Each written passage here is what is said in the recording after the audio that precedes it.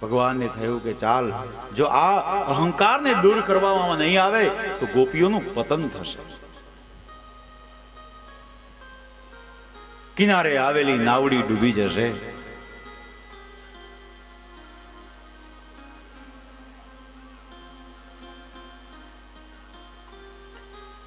આટલે સુધી આવ્યા, આટલું પ્રાપ્ત કર્યું ને હવે જો એનું પતન થાય તો ભક્તિનો મહિમા ઘટી જાય. ભગવાનને થયું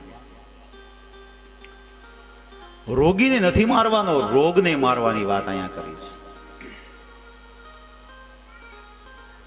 સૂક્ષ્મ અભિમાનને મિટાવવા માટે ભગવાને વિયોગ લીલા કરી કે જીવનમાં સંયોગ અને વિયોગ આ બંનેનું એટલું જ મહત્વ છે. પણ આપણને એમાં ભેદ દેખાય છે. સંયોગમાં આનંદ થાય, વિયોગમાં દુઃખ થાય. પણ ખરેખર તો જે વિયોગમાં આનંદ છે, સુખ છે, એ સંયોગમાં નથી. વિયોગમાં પ્રેમ વધે છે, સંયોગમાં પ્રેમ ઘટે છે. વિયોગમાં લાગણી, પ્રેમ આ બધું દિવસે દિવસે વધતું જાય. કોઈ માણસ આપણાથી દૂર હોય, કોઈ સગા સંબંધી સ્નેહી આપણાથી દૂર હોય તો એના પ્રત્યે આપણને પ્રેમ, લાગણી દિવસે દિવસે વધશે. પણ હંમેશાને માટે આપણે સાથે રહેતા હોય તો એટલો પ્રેમ અને લાગણી ન હોય. એ બતાવવા માટે પરમાત્માએ વિયોગ લીલા કરી છે. ગોપીઓનો એ સમૂહ વૃંદાવનની અંદર વિહાર કરે છે. અચાનક એમ કહેવાય છે કે પરમાત્મા કૃષ્ણ અંતર ધ્યાન થઈ ગયા ગોપીઓની વચ્ચે. ગોપીઓને થયું કે કનૈયો ક્યાં ગયો, છુપાઈ ગયો હશે. વૃક્ષની આડે જોયું તો ત્યાં પણ ન મળે. આમ ગોતવા લાગી, એ કનૈયા, એ કનૈયા, એ કૃષ્ણ, એ કૃષ્ણ. પણ કૃષ્ણ દેખાતો નથી. કારણ કે કૃષ્ણને એમ કે જો મારા વિરહમાં એને મારી કિંમત સમજાય તો પણ એનું અભિમાન દૂર થશે. અને ઘણી વખત મોટે ભાગે જોજો આપણે આ જીવનો એવો સ્વભાવ છે કે માણસની ગેરહાજરીમાં જ એના વખાણ કરશે. માણસની કિંમત ક્યારે સમજાય? એ માણસ હાજર ન હોય ને ત્યારે. એ માણસના ગયા પછી પાછળથી એવા વખાણ કરીએ કે ઓહો ફલાણા ભાઈ, શું એની વાત કરવી. જીવ બહુ હારો એનો, બીજાના દુઃખમાં ભાગ પડાવે. કેવા કેવા આપણે બે મોટે વખાણ કરતા હોય, પણ બિચારો કોક દીક હાજર હતો ત્યાં જરાક વખાણ કર્યા હોત તો એને સારું લાગત ને. પણ એ નથી કરી શકતા આપણે. માણસની કિંમત એની ગેરહાજરીમાં થાય છે. ભગવાનને એમ થયું કે મારી ગેરહાજરીમાં હું અંતર્ધ્યાન થઈ જાઉં તો ગોપીઓને સમજાશે કે કૃષ્ણ એટલે શું. એટલા માટે વિયોગ લીલા કરવા માટે ભગવાન અંતર્ધ્યાન થઈ ગયા. કૃષ્ણ ગોપીઓને દેખાતો નથી. અને વૃંદાવનની અંદર એ વિરહમાં ને વિરહમાં, દુઃખમાં ને દુઃખમાં એ ગોતી ગોતી ગોતી હે કૃષ્ણ, હે કૃષ્ણ.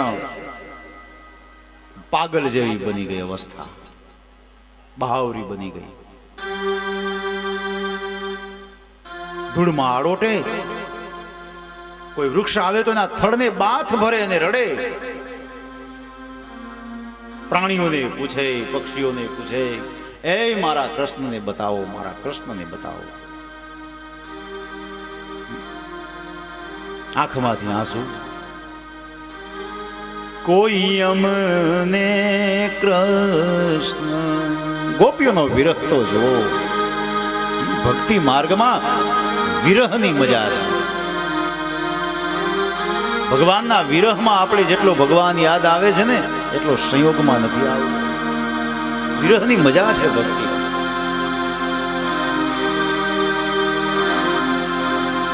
એ કોઈ અમને કૃષ્ણ એ મિલાવો રે મધુવનમાં.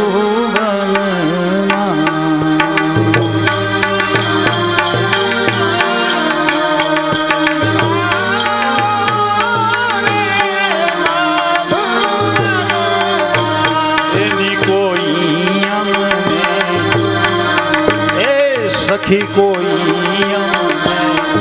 કૃષ્ણ એ મિલાવો રે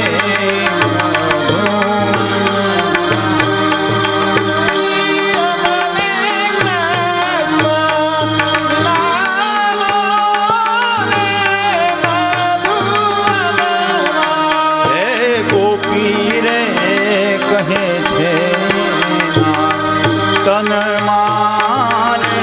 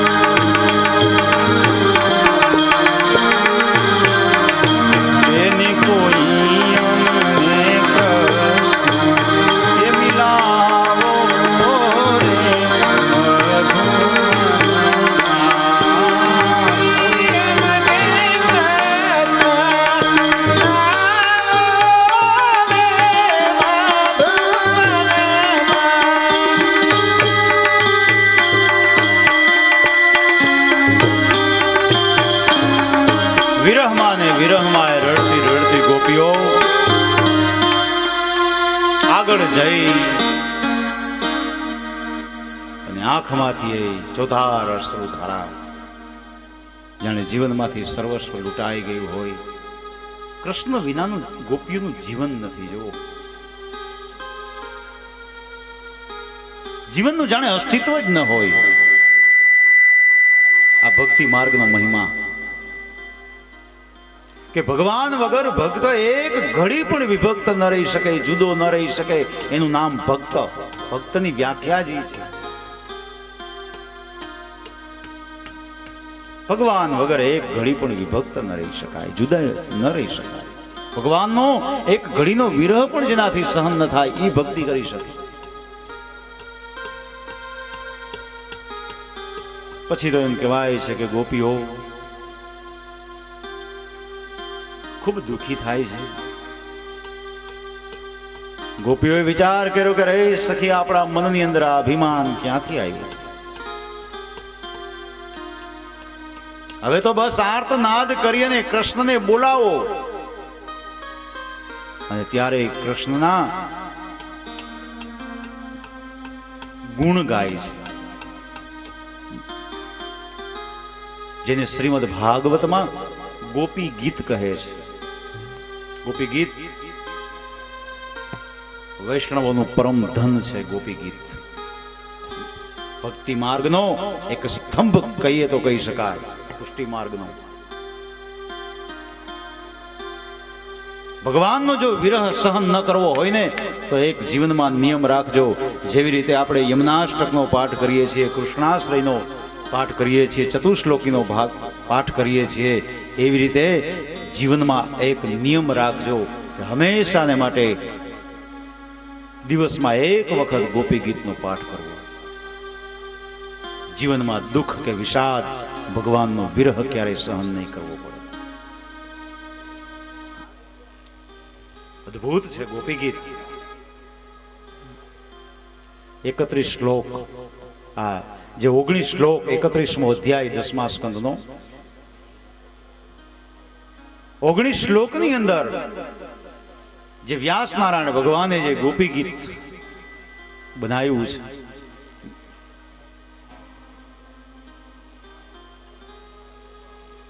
અષ્ટધા પ્રકૃતિ ના 8 શ્લોક. ગોપીઓ છે એ પ્રકૃતિનું પ્રતીક છે. જ્યારે પ્રભુ બ્રહ્મ એ દશાંગુલ છે, એટલે દશાંગુલ બ્રહ્મ, અષ્ટધા પ્રકૃતિ એટલે 18, અને છેલ્લો શ્લોક શરણાગતિનો. આમ ગોપી ગીતના 19 શ્લોક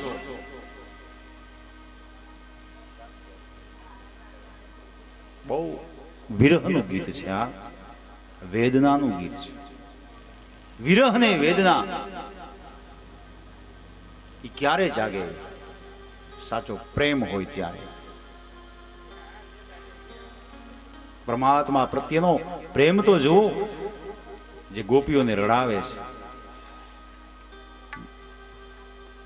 લલિત રાગ ગોપી ગીતનો લલિત રાગ છે ને, એ વિરહ અને વેદનાનો, કરુણતાનો રાગ છે. કનક મંજરી છંદમાં લખાયું છે ગોપી ગીત.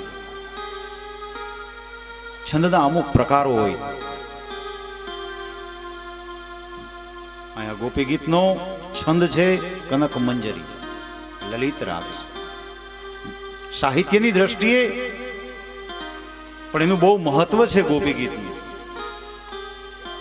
વ્યાસ નારાયણ ભગવાનની સાવધાની તો જુઓ, સાહિત્યનું કેટલું જતન કર્યું છે, વ્યાકરણનું કેટલું જતન કર્યું છે. જરાય નિયમ ભંગ નહીં. કનક મંજરી છંદની એક ઓળખ હોય છે. કયું ગીત કયા છંદમાં લખાયું છે એ જો આપણે ઓળખવું હોય તો એ છંદની અમુક ઓળખ હોય છે. અહીંયા કનક મંજરી છંદની ઓળખ શું છે કે કોઈ પણ ગીત હોય એ કયા અક્ષરથી શરૂ થયો છે એ જોવાનું. પહેલા એનો પહેલો અક્ષર કયો છે? જે પહેલો અક્ષર હોય એ જ પાછો સાતમો અક્ષર જો આવે તો એ ગીતનો છંદ કનક મંજરી છંદ છે એમ નક્કી થાય. ગોપી ગીતમાં તમે જોજો, પહેલો અક્ષર જે હશે એ જ પાછો સાતમો અક્ષર હશે. જયતિ તેધિકમ જન્મના વ્રજ, પહેલો અક્ષર જ, ત્યાંથી ગણો 1 2 3 4 5 6, સાતમો પાછો જ આવ્યો, જન્મનામ વ્રજ. આના ઉપરથી સાબિત થાય કે આ કનક મંજરી છંદમાં લખાયું. વ્યાકરણની કેટલી પકડ છે મહામુનિ વેદ વ્યાસમાં જુઓ, આજથી 5000 વર્ષ પહેલા. માત્ર લખી નથી નાખ્યું, લખવું તો બહુ હેલું, પણ વિચાર કરીને જે લખવું ને એ બહુ અઘરું છે. ગોપીઓ કહે છે જયતિ તેધિકમ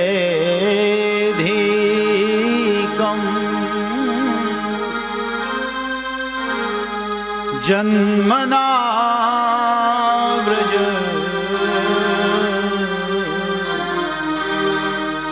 શ્રયતિ ઇન્દિરા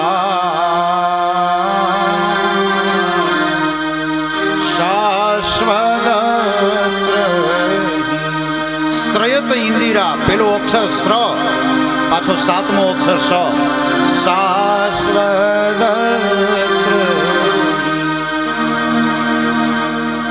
દૈત દ્રશ્યતા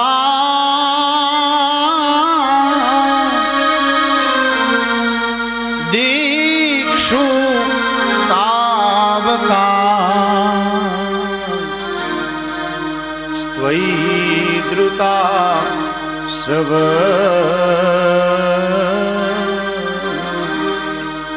સ્વામ વિચીયતે જયતિ તેધિકમ જન્મના વ્રજ. હે મારા નાથ, જ્યારથી તારો જન્મ આ વ્રજની અંદર થયો ને ત્યારથી આ વ્રજની શોભામાં દિન પ્રતિદિન વધારો થતો જાય છે. જન્મનામ વ્રજ. જ્યારે તું નહોતો ત્યારે આ વ્રજની કોઈ કિંમત નહોતી મારા નાથ.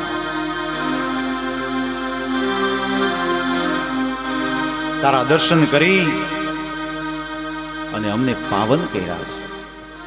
તો હે પ્રભુ, હવે તું અમને છોડીને જાય છે. સરદુદાસયે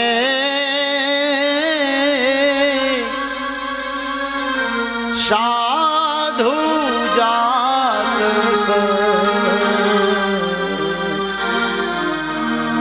સરસીજો દર શ્રી મુષાદસા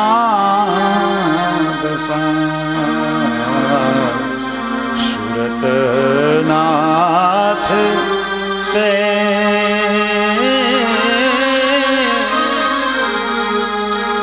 શુલ્કદાશિકા ભરદવી વિઘ્ન તો નેહ કિં હે સુરતનાથ, હે પ્રાણપતિ, શા માટે અમારો વધ કરી રહ્યા છો? નેહ કિમ વધ, અમારો વધ ન કરો મારા નાથ. અમને તમારા ચરણોની અંદર સમાવી લ્યો. જ્યાં તમે છો ત્યાં અમારું જીવન છે. હે કૃષ્ણ, તારા વગરનું જીવન શું કામના? એક અંતરની ભાવના વેદના રૂપે પ્રગટ થાય છે. જુઓ, વિસજલાપ્યવા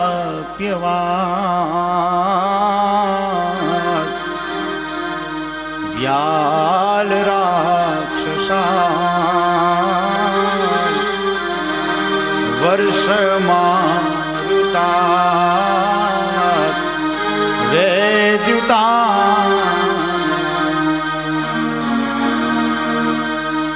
વૃષભયાત્મજા વિશ્વતો ભયા દ્રષભતે વયમ રક્ષિતા ન ખલુ ગોપિકા નંદ નો ભવા અખિલ દેવિના અંતરાત્મદ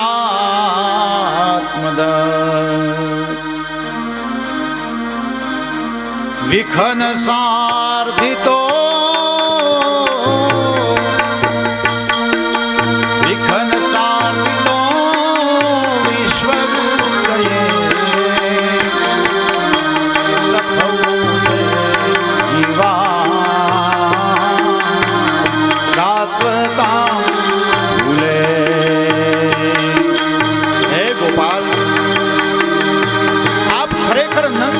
યશોદાના લાલનથી પણ સર્વના અંતઃકરણમાં રમણ કરનારા છો મારા પ્રભુ. તો આપ શા માટે અમને વિરહમાં બળતા મૂકીને આપ ગયા? વિરચિતા ભયા વૃષ્ણિ દુર્યતે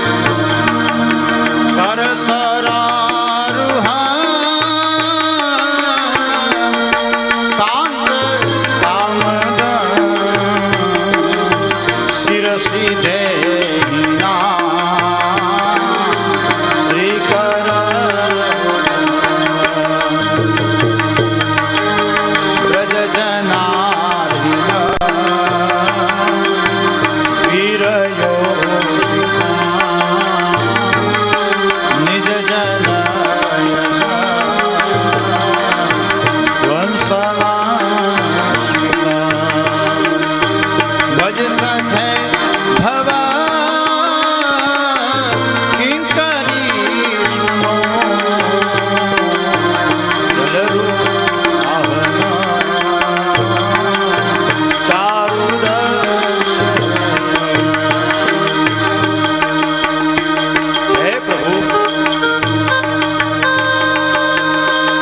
જીવન આજે તારા આધાર છે.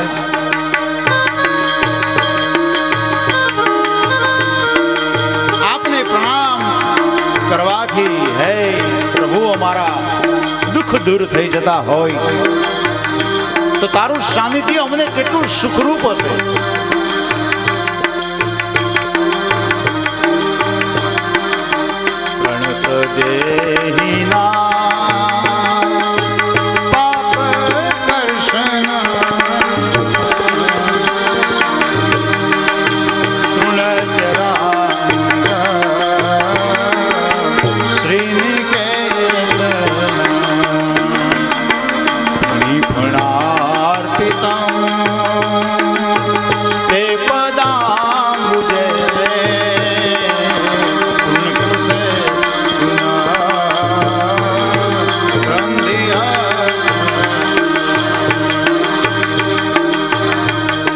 સરસ મજાની વાત તો ગોપીઓએ હવે કરી છે.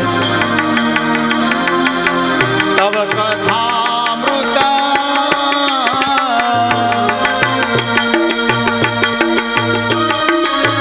કવિ ભીરી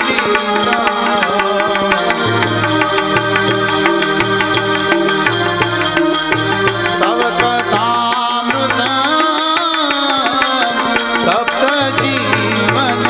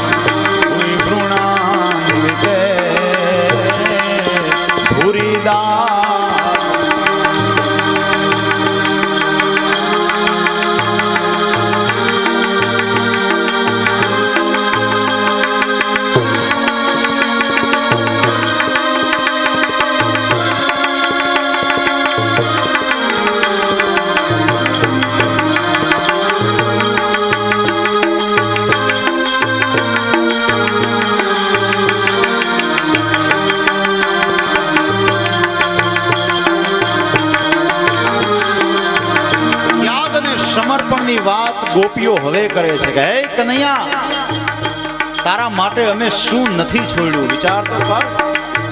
અમારા પતિઓને છોડી દીધા, અમારા રડતા બાળકોને છોડી દીધા, માતા પિતા સગા સંબંધી બધું છોડી અને તારી પાસે આવ્યા. તે ત્યાગની તે અમને આ કિંમત આપી. પતિ સુતાન્વય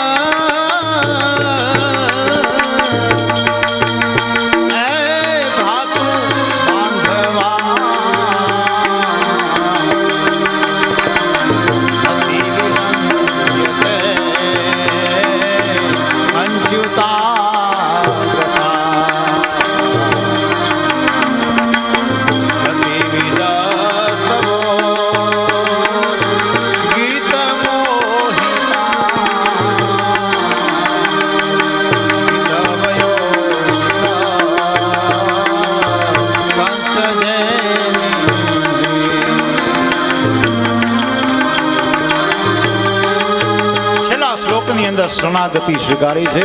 19મો શ્લોક. અત્યાર સુધી ગોપીઓ એક એક થઈ અને પરમાત્માને પ્રાર્થના કરતી હતી. હવે ગોપીઓનો સમૂહ એક થયો. 19મા શ્લોકની અંદર શરણાગતિ છે. શું કહે છે ગોપીઓ?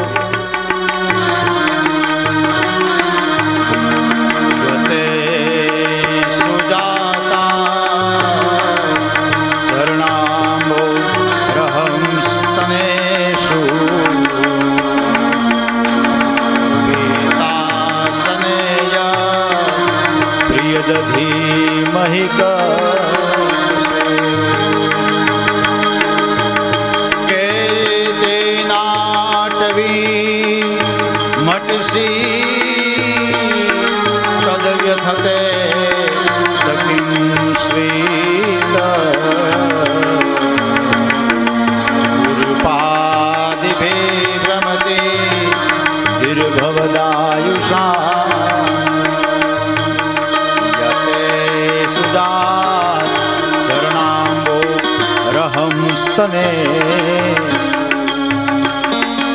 પીતાસને પ્રિય દધિમહી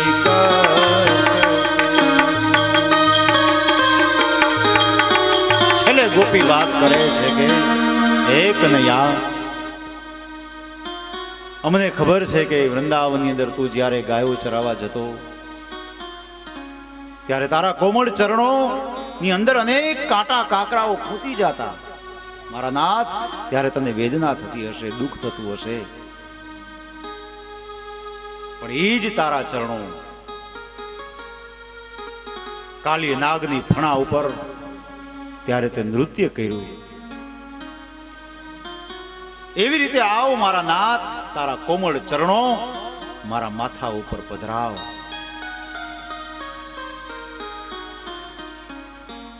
અમને વેદના નહીં થાય પ્રભુ,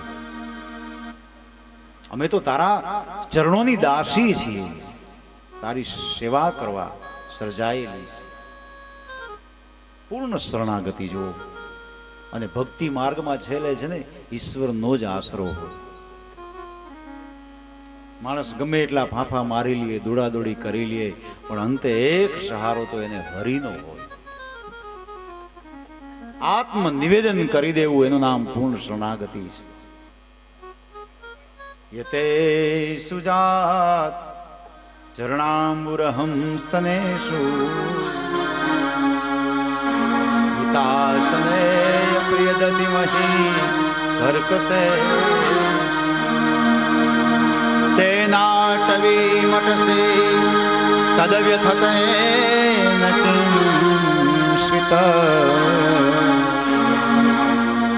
ઉરુપાદિભિભ્રમતિ નિર્ભવદાયુષા. અદ્ભુત વાત કરી ગોપીઓએ. મારા ઉપર કૃપા કરો મારા નાથ, કૃપા દ્રષ્ટિ વર્ષાવો. અને ત્યારે છેલ્લો શ્લોક જ્યારે સમર્પિત કરે છે પરમાત્માના ચરણોમાં,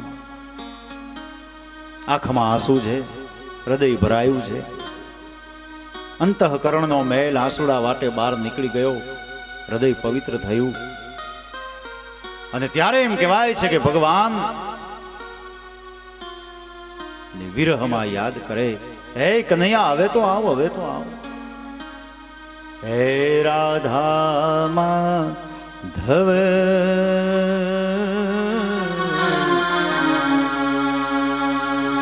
હે કુંજ બિહારી,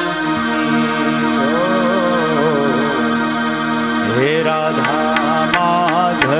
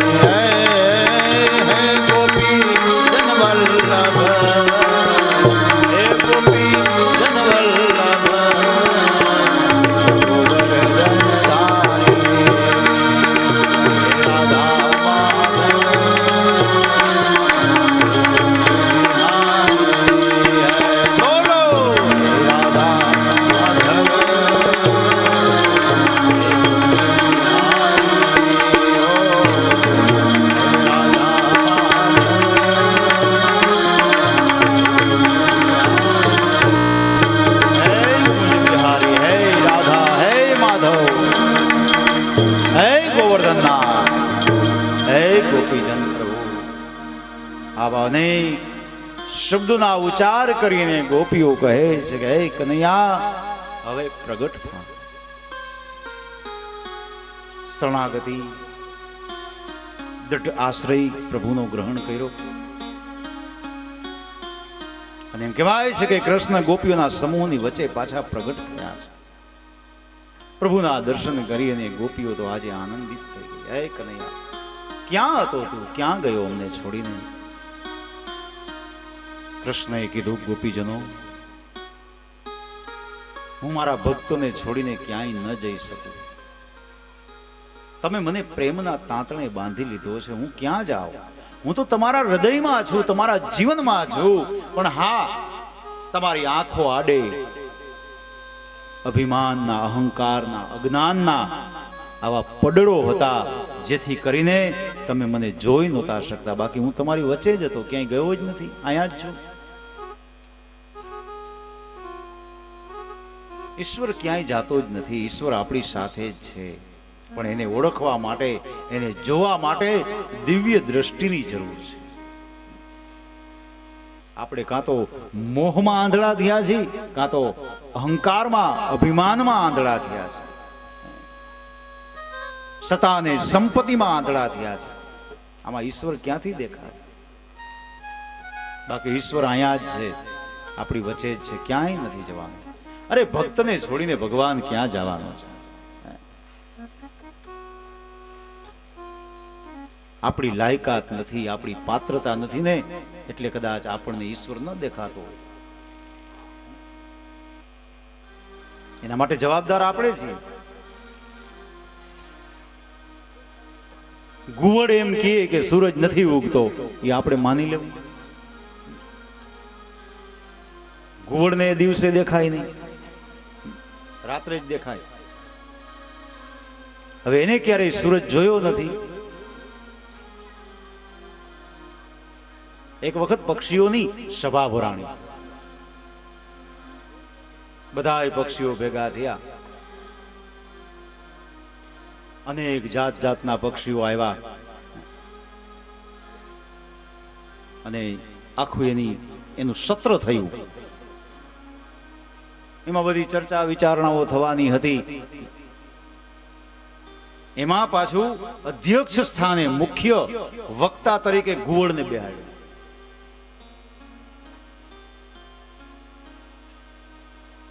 હવે ઈ કે ઈ તો બધાએ માન્ય રાખવું જ પડે, કારણ કે મુખ્ય અધ્યક્ષ પોતે છે.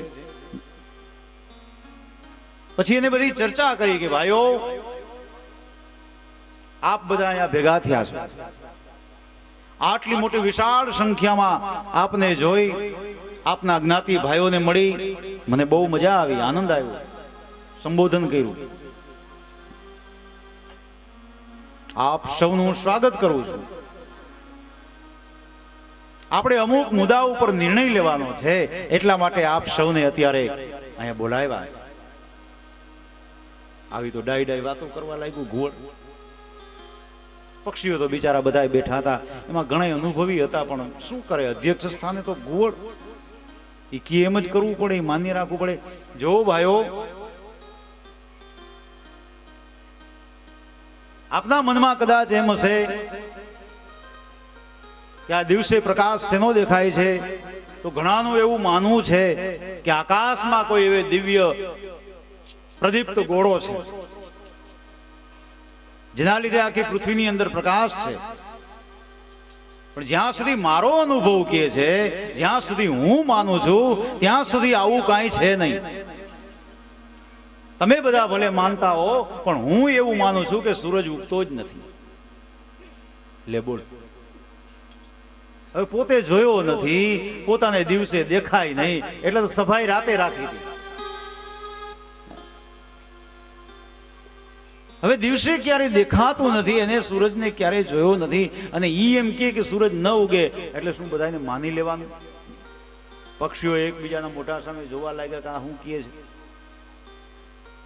પણ હવે અધ્યક્ષ સ્થાને છે એટલે બધા સ્વીકારવું તો રહ્યું જ, પણ એ સનાતન સત્ય નથી. કદાચ પરાણે સ્વીકારવું પડે તો એ ખરેખર સત્ય નથી. શું ઘુવડ એમ કે સૂરજ નથી ઉગતો એટલે આપણે માની લેવાનું? એમ કોઈ નાસ્તિક માણસ એમ કહે કે ભાઈ આ જગતમાં કાંઈ ભગવાન જેવું છે જ નહીં, આ બધા ખોટા હું બરાડા પાડો, કીર્તન કરો છો ને કથાઓ કરો છો, હું ભગવાન જેવું છે કાંઈ એટલે હું આપણે માની લેવાનું? ભગવાન કાંઈ ચતુર્ભુજ સ્વરૂપે નથી દેખાતો, ભગવાનના અનેક સ્વરૂપો છે. આ સૃષ્ટિમાં જે પ્રકૃતિ છે એ શું છે? ભગવાનનું સ્વરૂપ છે. નાનું નિર્દોષ કોઈ બાળક રમતું હોય તો એ શું છે? ભગવાનનું સ્વરૂપ છે. એમાં આપણને ભગવાન દેખાય જો જોવા હોય તો. સંસારનો એક એક પદાર્થ ઈશ્વરમય છે. આ જલ, આ વાયુ, આ આકાશ, આ વૃક્ષ વનસ્પતિ એ બધી ઈશ્વરની વિભૂતિ છે. એમ કેમ ચાલે કે ભગવાન નથી? તો આ વિશ્વનું સંચાલન ન થઈ શકે. એટલે ઈશ્વર આપણી સાથે છે, હરિ આપણી સાથે છે. એના જેવા સ્વરૂપે આપણે દર્શન કરીએ. પ્રભુ ક્યાં જવાનો છે આપણને છોડી? એ સિદ્ધાંત પરમાત્મા એ ગોપીઓને સમજાયો કે કોઈ એક જ સ્થાને મારો વાસ છે એવું ન માનો. ભક્તિમાં આવી સંકુચિતતા ન ચાલે, ભક્તિમાં તો વિશાળતા ચાલે.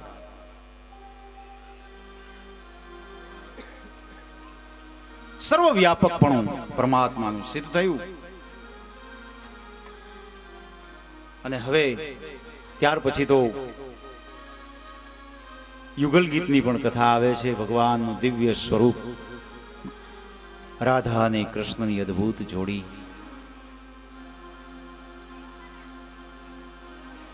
રાધા વગર કૃષ્ણ અધૂરો, કૃષ્ણ વગર રાધા અધૂરી.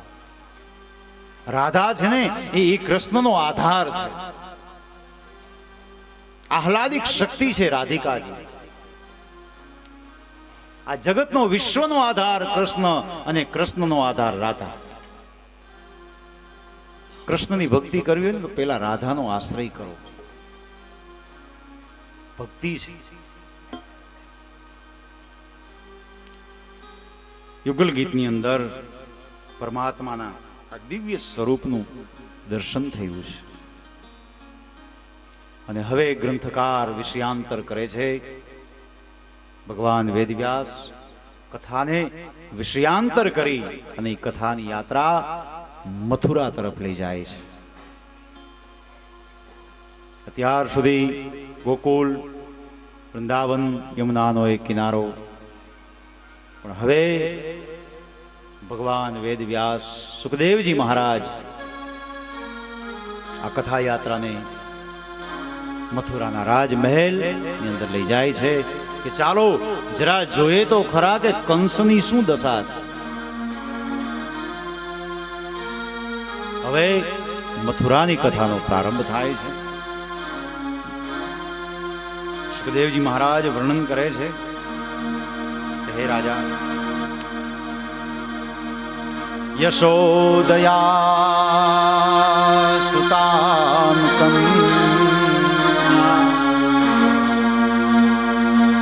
દેવકયા કૃષ્ણમેવ ચ યશોદયા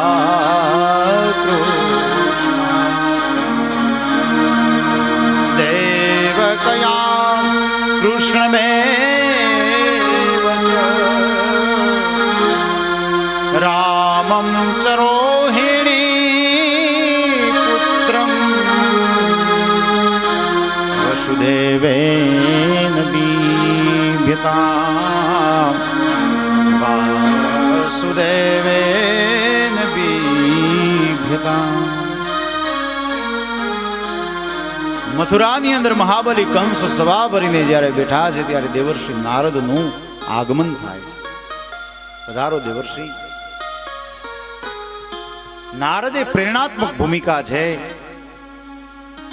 પ્રેરણા આપે છે. મહારાજ આપે કઈ વિચાર કર્યો? જોતામાં તો 11 વર્ષના વાણા વીતી ગયા. તમે કેટલી તકેદારી રાખી તોય દુશ્મન તમારા હાથમાંથી છટકી ગયો. તમારા બેનને બનાવીને તમે જેટલા ભોળા ગણો છો ને એટલા ભોળા નથી મહારાજ. બહુ કપટી છે. તમારા કાળને મોટો કરવા માટે ગોકુળની અંદર પહોંચાડી દીધો. એનો ક્યારે વિચાર કર્યો જ તમે? અને હવે સમય પાકી ગયો છે મહારાજ. એને મારવાના પણ તમે ઘણા બધા પ્રયત્નો કર્યા, પણ ક્યાં એ મર્યો? એ તો હવે યુવાન થઈ ગયો હશે અને સમય એવો આવશે કે જ્યારે ચડાઈ કરશે ત્યારે પછી તમારી સલામતીનું શું? આવી પ્રેરણા આપી, ભૂલી ગયેલી વાતને તાજી કરી. કંસ બિચારો માંડ માંડ ભૂલ્યો હતો. આ રૂજાઈ ગયેલા ઘાને પાછા તાજા કર્યા નારદે. પાછો મનની અંદર વિચાર આવ્યો કે વાત સાચી છે, તો એ મારા કાળને મિટાવવાના મારે પ્રયત્નો કરવા પડશે. પંડિતોની, મંત્રીઓની સલાહ લીધી કે મારે શું કરવું, મને કઈક રસ્તો બતાવો. ત્યારે પંડિતોએ સલાહ આપી કે મહારાજ તમે એક કામ કરો, તમે તમારા દુશ્મનને, તમારા કાળને તમે અહીંયા બોલાવો. કારણ કે ત્યાં જાશો તો કોકને ખબર પડી જશે તમારા કપટની, એટલે અહીંયા બોલાવો. અને એ બોલાવવા માટે તમે ધનુષ્ય યજ્ઞ કરો, અને એ ધનુષ્ય યજ્ઞને જોવા માટે તમે બંને ભાઈને અહીંયા બોલાવી અને પછી એનું કાસળ કાઢી નાખો. પણ મહારાજ જોજો, ધ્યાન રાખજો, ધનુષ્ય યજ્ઞના નિયમો બહુ આકરા છે. એ નિયમોનું બરાબર પાલન ન થાય ને તો યજમાનનો વિનાશ થાય. એટલા માટે વિચાર કરજો, યજમાન પદ સંભાળતા પહેલા. કંસ કહે એની મને પરવા નથી, મારું જે થવાનું હોય તે થાય, પણ મારા કાળને મારે મિટાવવો છે. હુકમ કરી દીધો કે જાઓ ધનુષ્ય યજ્ઞની તડામાર તૈયારી કરો, જુદા જુદા પ્રાંતમાં રાજાઓ મહારાજાઓને આમંત્રિત કરો.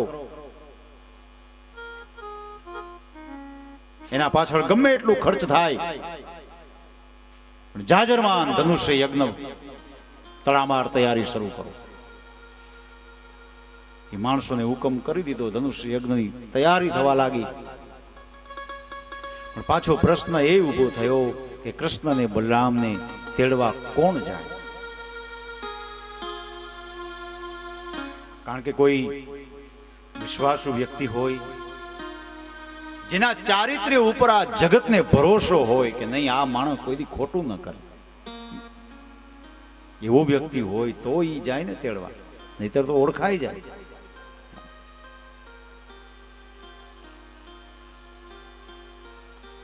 પાપ છુપું નથી રહેતું,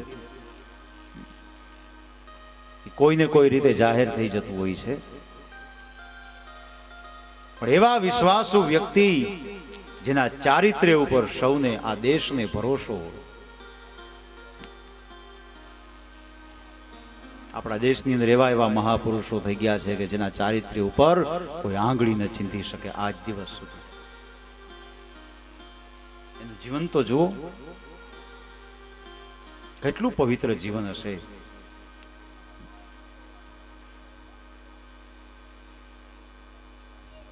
ગાંધી બાપુના ઓશિકા નીચેથી કદાચ ડ્રગ્સની નાની એવી પડીકી નીકળે તો કોઈ માની લે કે ગાંધી બાપુ નશો કરતા હતા? કોઈ માનવા તૈયાર ન થાય, કારણ કે એના ચારિત્ર્ય ઉપર ભરોસો છે આ દેશને, વિશ્વાસ મૂક્યો છે. કોઈ દિવસ ન હોઈ શકે આ ભરોસો. ચારિત્ર્ય નિર્માણ તો એવું કરો, જીવનનું ઘડતર એવું કરો કે જેને તમારા ઉપર ભરોસો હોય.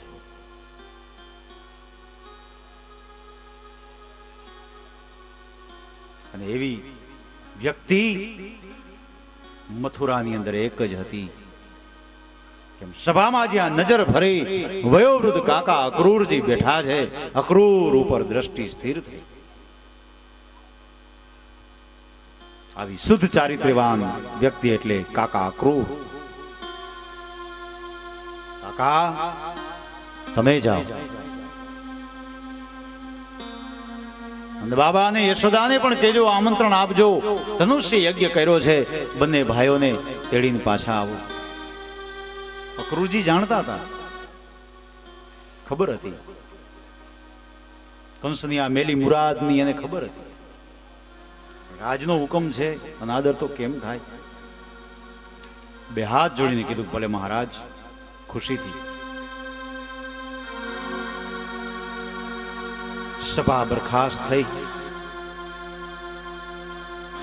બીજા દિવસ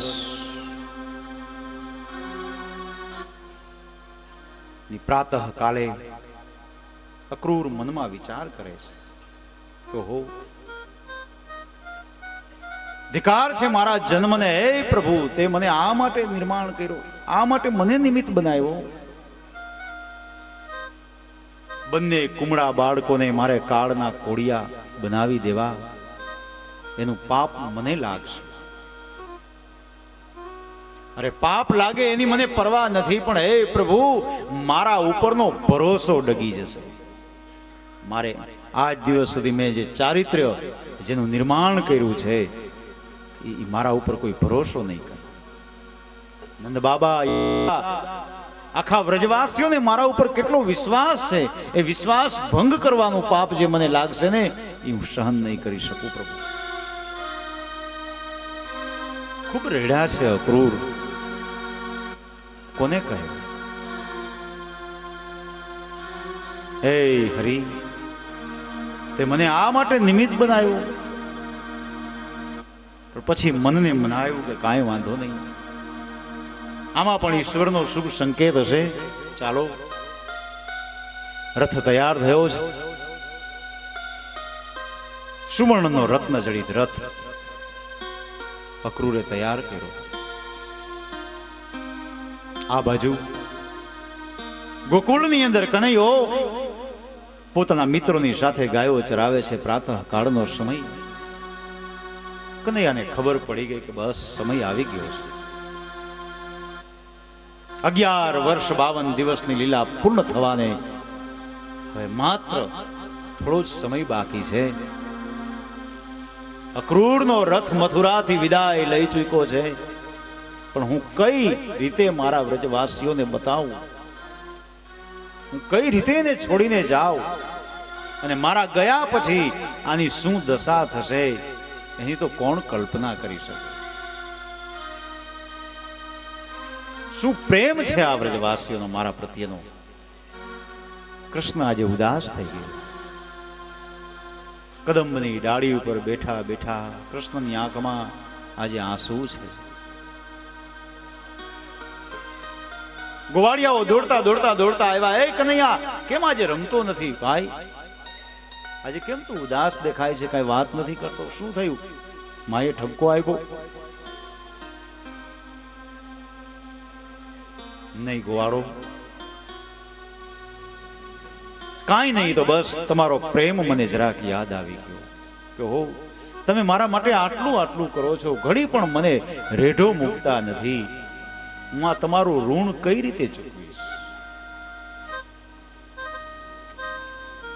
ખંભે રહેલા ખેસથી આંખમાં આવેલા આંસુને લૂછી નાખ્યા. વેદનાને હૃદયમાં ધરબીને રાખી દીધી. એક અણસાર પણ ના આવવા દીધો કોઈને કે કનૈયો અમને છોડીને જવાનો છે. કોઈએ કલ્પના પણ ન કરેલી.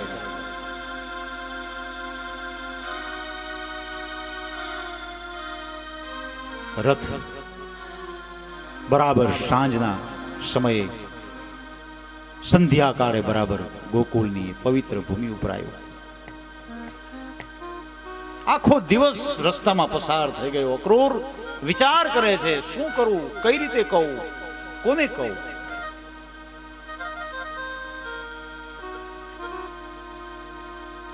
ગોકુળની પવિત્ર ભૂમિ ઉપર રથ ઉભો રાખી નીચે ઉતરી વ્રજરજની ચપટી ભરી અક્રૂરે પોતાના માથા ઉપર ચડાવી. ધન્ય છે વ્રજરજ, આજે મારું જીવન સફળ થઈ ગયું. જોયું તો પશ્ચિમ દિશામાં સૂર્યનારાયણ ભગવાન અસ્ત પામવા જઈ રહ્યા છે. સંધ્યાનો સમય.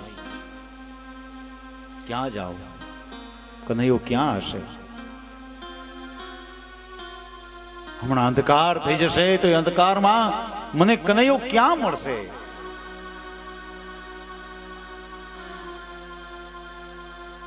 ત્યારે અક્રૂરના મનની અંદર અનેક શંકા કુશંકાઓ જાગે છે. ક્યાં જાઉં? યમુનાજીના કિનારે જાઉં, ત્યાં મને કનૈયો મળશે. કદંબના વૃક્ષની ડાળી ઉપર મને કનૈયો મળશે, કે ગોકુળની કુંજ ગલીમાં મને કનૈયો મળશે, નંદ ભવનમાં હશે, ક્યાં હશે? ત્યારે અક્રૂર હેજી રાત રે પડી રે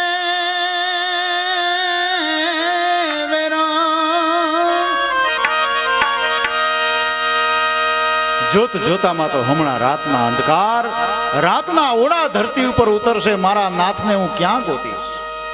આ રાત એટલે અજ્ઞાન રૂપી રાત. જ્યાં સુધી જ્ઞાનનો ચમકારો છે ને ત્યાં સુધી હરિને ગોતી લ્યો. અંધકારના અંધારા આવશે પછી પ્રભુ નહીં મળે. હેજી રાત રે પડી રે વેરો એ હવે રજની એ ઢળી મારા મારા મારા હરીને એ ક્યાં જોવા જાવ રે વેરો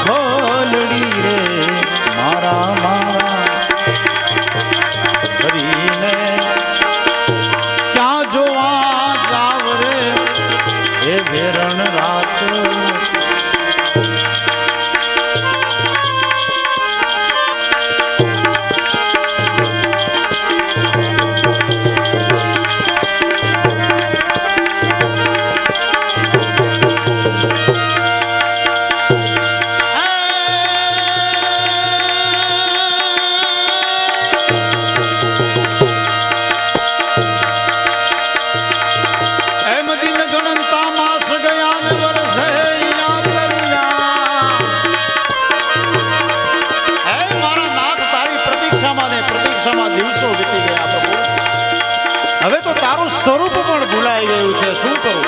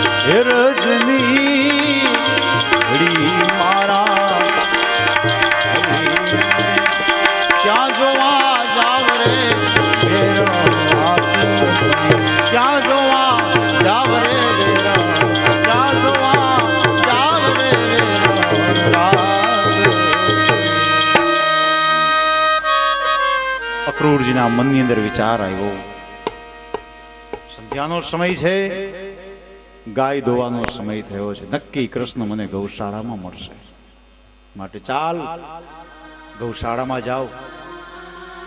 ગૌશાળામાં જાય છે.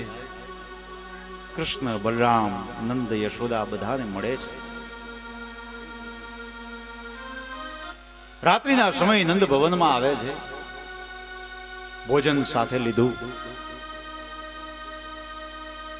નંદ બાબાએ પૂછ્યું, કાકા અચાનક કેમ આવવાનું થયું? અક્રૂરે કીધું, બાબા મથુરાની અંદર યજ્ઞ થઈ રહ્યો છે, ધનુષ્ય યજ્ઞ. મહારાજ કંસે તમને આમંત્રણ આપ્યું છે, તમારે પણ આવવાનું છે, ગોકુલવાસીઓને પણ આવવાનું છે, અને ખાસ આ બંને ભાઈઓને તેડવા માટે હું આવ્યો છું આ રથ લઈ. આટલી વાત જ્યાં કરીને ત્યાં તો યશોદા સમજી ગયા, ગો કાકા